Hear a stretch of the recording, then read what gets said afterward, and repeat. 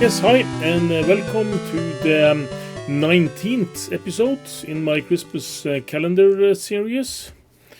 Only 5 more to go when this is finished.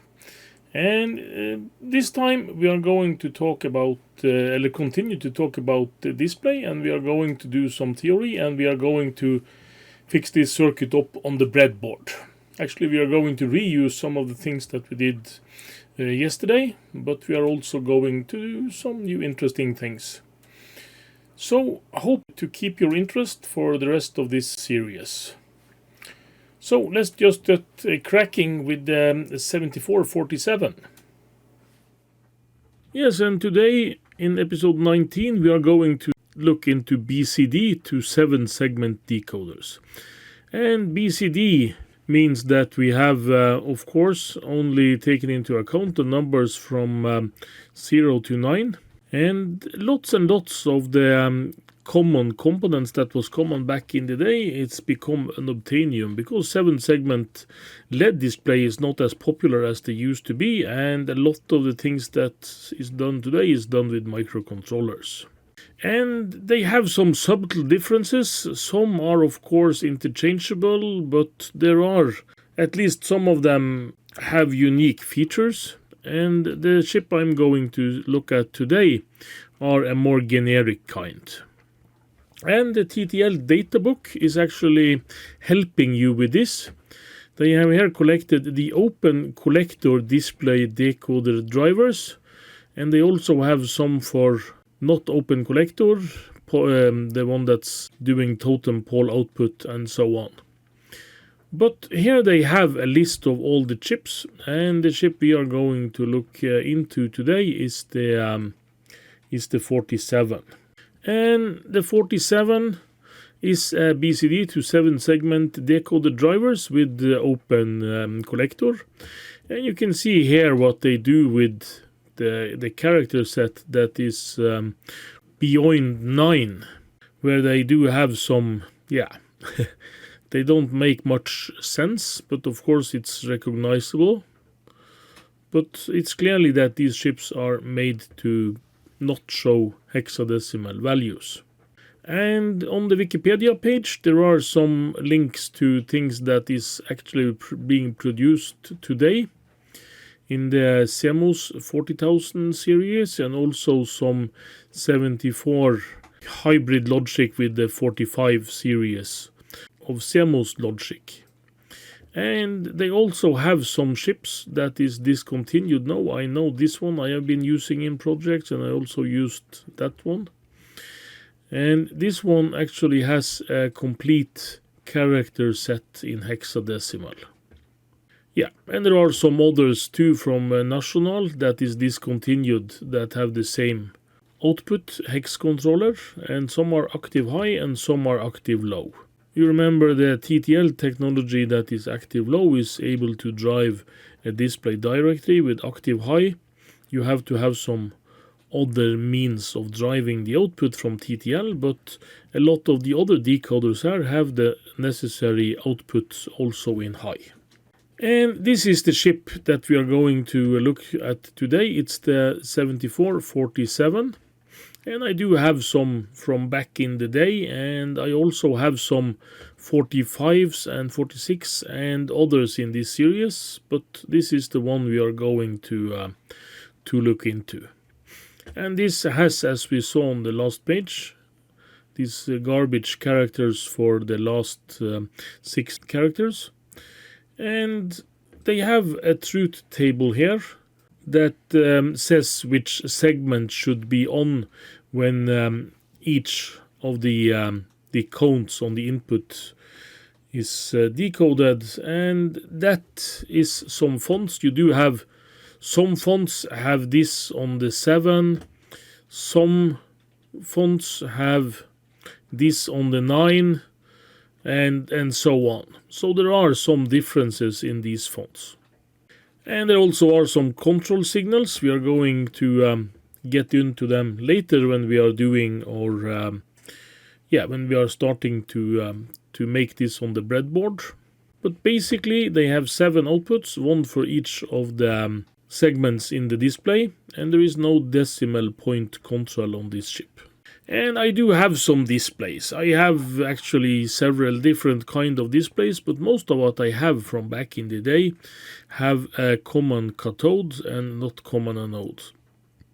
But I do have some Chinese display that I've bought now over the last couple of years that do have common anode, and I did measure out one of my displays, and this is how it looks. I have written this with the capital letters, but it's the same letters that's over here. So this is possible to map to this output, and we are going to drive them like so. This is the open collector that we saw on earlier, and since this is a common anode display, and we are going to put one resistor in series with each diode. So from each output there is going to be a 560 ohm resistor, and then connected to the display, and 5 volt. And that sets the premise for most of what we are going to do. And we have our acquaintance here on the side, the 7493 counter that hopefully still is counting away. And we are going to map the outputs to the inputs here. So we are going to take the A like so, the B is there actually, and the C is there, and the D is over there. And then this is going to count on this display. And since this is a hexadecimal counter, we are going to see also the illegal characters. And if I read the datasheet correctly, these here, just to make it work, we just connect up to 5 volt. And we have the plus 5 volt here. And we have the ground connection here. And everything else should just be connecting the pieces together.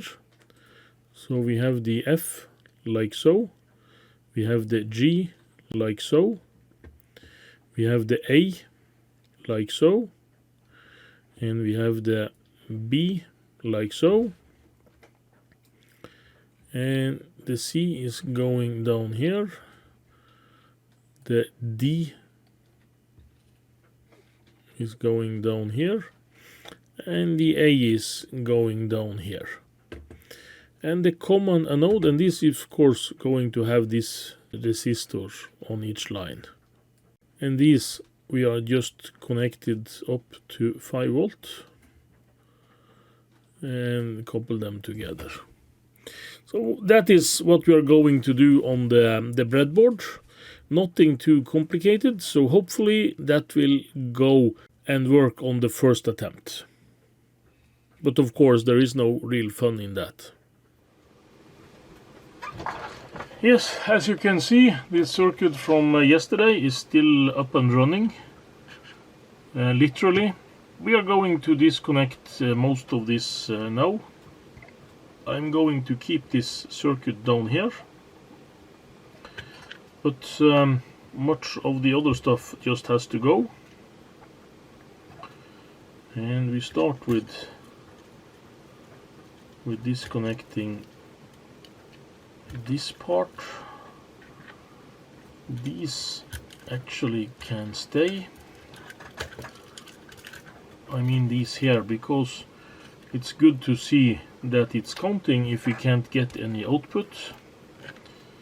So if we are just connecting this again to power, we will see the counting down here on the red LEDs. Like so, but nothing else. So disconnect this one. And these are the BCD outputs. And this is my 154 chip. And we are going to use this here. This is the 147. Maybe I connect this down here. And this was the display, and this display, it's kind of difficult to place because it's rather huge, and if I connect it like so, I won't reach, so I have to connect it, yeah, maybe like that. I can reach one lead at each end. Yeah, I try that. And we start with connecting up this 47. And this is the schematic that I've drawn up. Everything of these will be quite easy, I hope.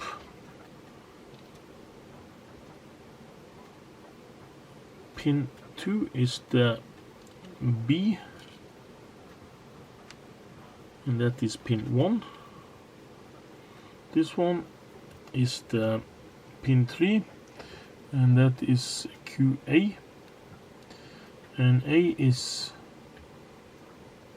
pin 7, like so, and we have VCC like so, and we have ground like so. I have QD here, and that is this one, and this is the last one, it's QC, and that is pin 2. And then pin 3, 4 and 5 should be 5 volt.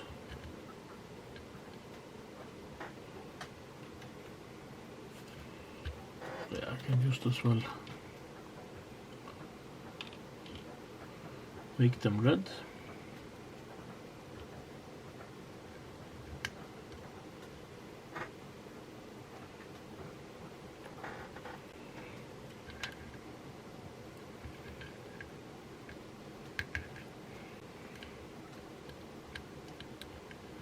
So that's these three coupled together, and 5 volts and earth. This one is counting. This one needs to be connected to 5 volts, and I do have a rail here for that. It's the middlemost pin.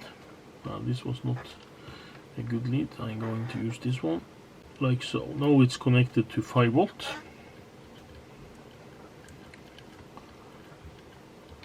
Like so. And then I'm going to find the resistors for this.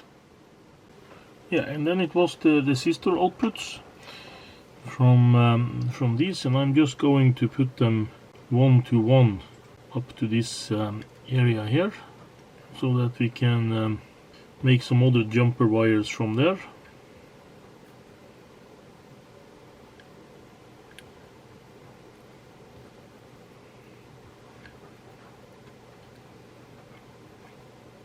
That's the 7 most used, and I'm also going to connect the dot, and it should also be connected low, so I'm just connecting it here to ground, and we see what happens with that.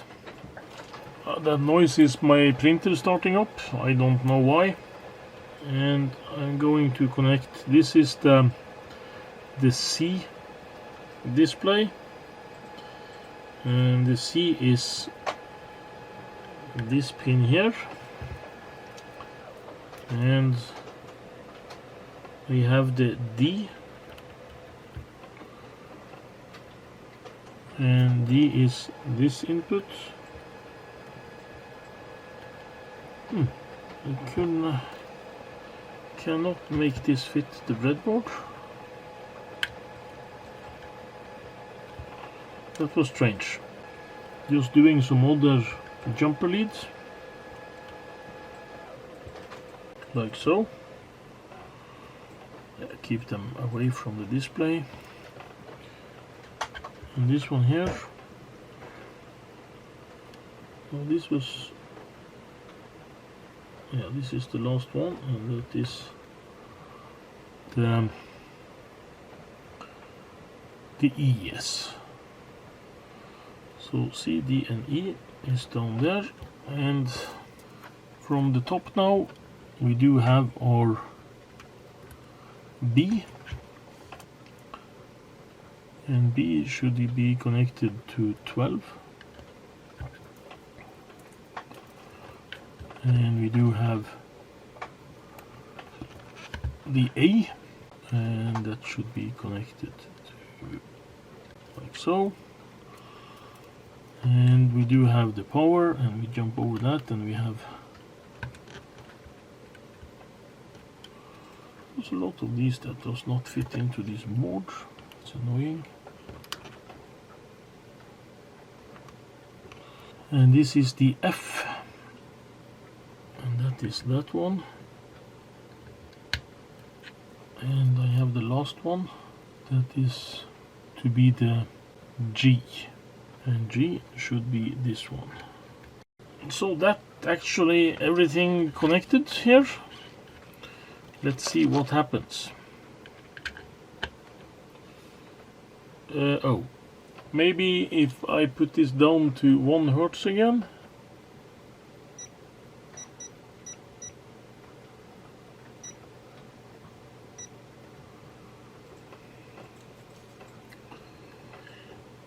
Yeah, it's counting downwards. That was the last thing we did.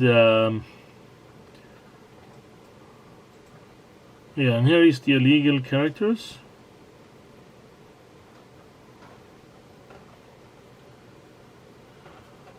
So everything appears to be working quite okay. Yeah, another boring circuit. Of course,